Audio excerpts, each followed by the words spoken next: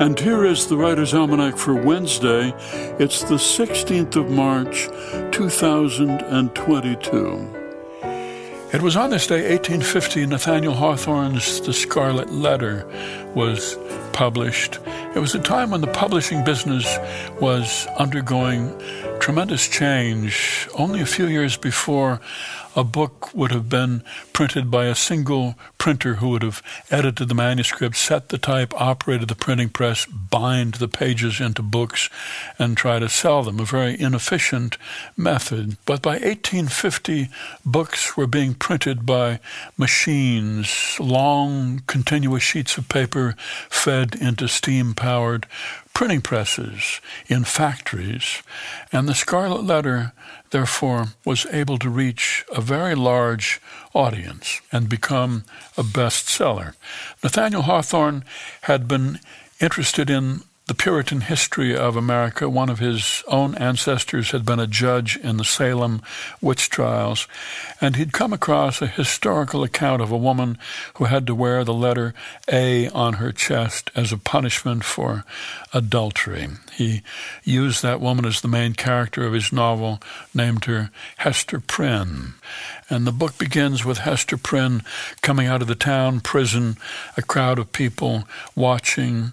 Hawthorne wrote, "When the young woman, the mother of this child, stood fully revealed before the crowd, it seemed to be her first impulse to clasp the infant closely to her bosom and thereby conceal a certain token on the breast of her gown in fine red cloth surrounded with an elaborate embroidery and fantastic flourishes of gold thread appeared the letter A."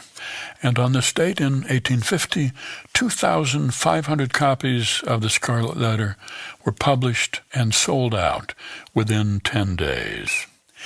It's the birthday of the poet César Vallejo, born in Santiago de Chuco, Peru, 1892.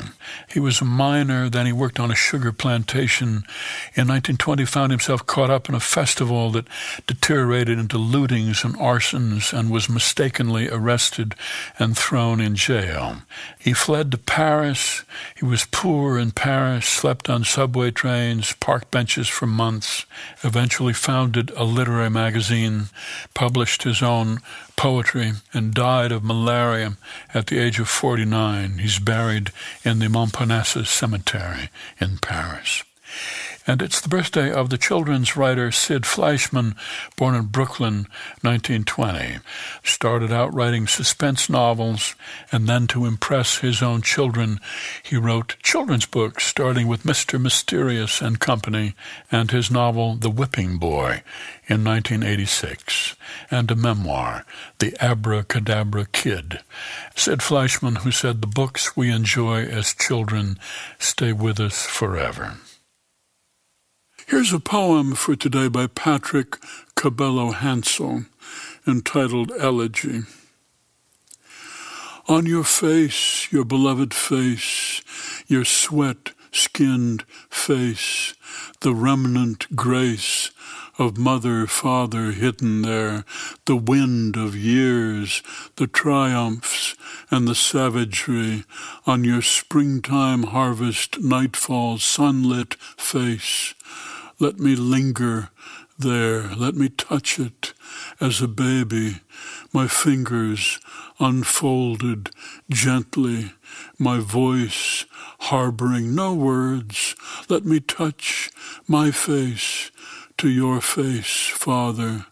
Let us be here, face to face, in this land we have sown and reaped, in that time that has no wind, no words to worry. Let us touch, Father. Let us linger. Let us be.